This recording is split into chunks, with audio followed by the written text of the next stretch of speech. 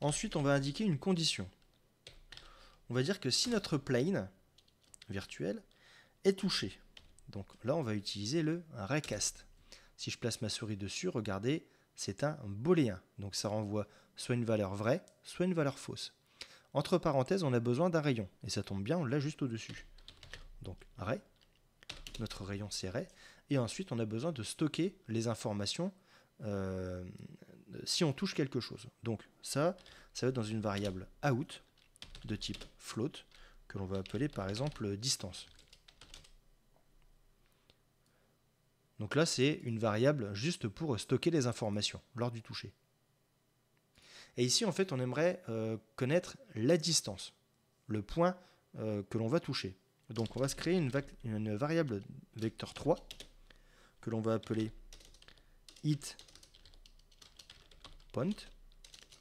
qui sera égale à array.getPoint et entre parenthèses distance. Donc je vais vous mettre des commentaires dans tout ça.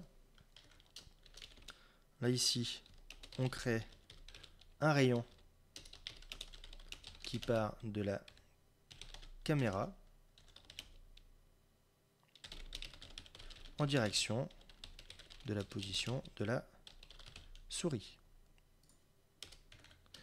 Ensuite, si notre plane est touché par le rayon,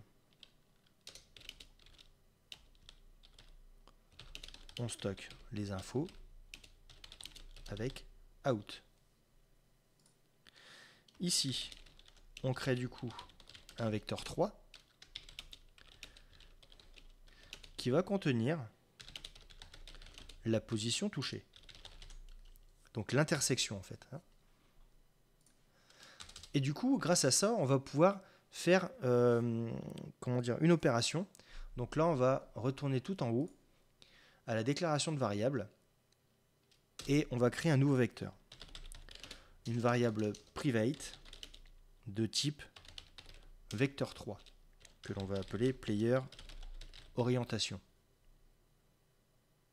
Et en fait, pour orienter notre player, on a besoin de savoir où se trouve ce vecteur 3 par rapport à nous.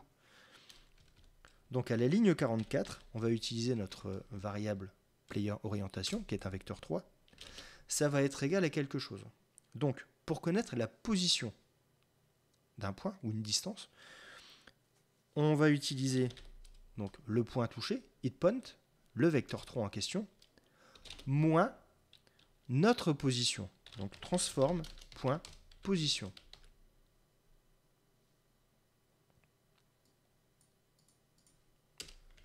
En fait, on fait toujours de cette manière-là pour récupérer une direction. C'est position du point